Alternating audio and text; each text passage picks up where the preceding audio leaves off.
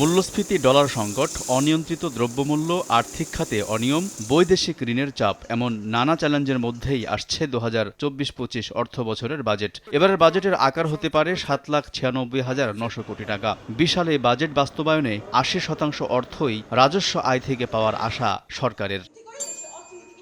Budget বাস্তবায়নে রাজস্ব আয়ের এমন লক্ষ্যমাত্রা পূরণ কতটা কঠিন তা নিয়ে শনিবার এফডিসিতে অনুষ্ঠিত হয় এক ছায়া সংসদ বিতর্ক। এতে পক্ষে বিপক্ষে যুক্তি তুলে ধরেন প্রতিযোগীরা। রাজস্ব আয় আমাদের ৮০% সাহায্য করছে, ২০% দিয়ে আপনারা কি করবেন আমি এখনো বুঝতে পারছি না। রাজস্ব আদায় বৃদ্ধি করে কেন জনগণের উপর অতিরিক্ত ট্যাক্সের বোঝা আপনি চাপিয়ে দিবেন? আসন্ন বাজেটে রাজস্ব আদায়ের সম্ভাব্য লক্ষ্যমাত্রা পূরণ সম্ভব নয় জানিয়ে অর্থনীতিবিদরা বলছেন, বাজেট বাস্তবায়নে রাজস্ব আদায় মূল উৎস হওয়া উচিত নয়। অনিয়ম, দুর্নীতি আর বৈষম্য দূরীকরণে জোর দেন তারা। এত কম রাজস্ব আয় দিয়ে সরকারের বেতন ভাতা ইত্যাদি চলতি যেসব ব্যয়, সেগুলোই তো মেটানো কঠিন।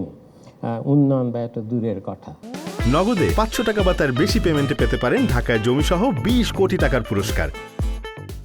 আয়কর ফাঁকি না কমিয়ে শুধু পরোক্ষ কর আরোপ করলে উচ্চ দ্রব্যমূল্য মানুষকে আরও চাপে ফেলবে বলেও মত তার। ব্যবসায়ীদের মধ্যে বড় অংশই কিন্তু ঠিকভাবে ভ্যাট দেন না, অথচ ভ্যাটের আরোপের ফলে দ্রব্যমূল্য ঠিকই বাড়ে। অনুষ্ঠানে বাজেট সামনে রেখে প্রকল্প গ্রহণের ক্ষেত্রে সতর্কতা অবলম্বন, শেয়ার বাজারে করারোপ সহ ১০ দফা প্রস্তাব তুলে ধরেন ডিবেট ফর ডেমোক্রেসির চেয়ারম্যান হাসান আহমেদ চৌধুরী কিরণ।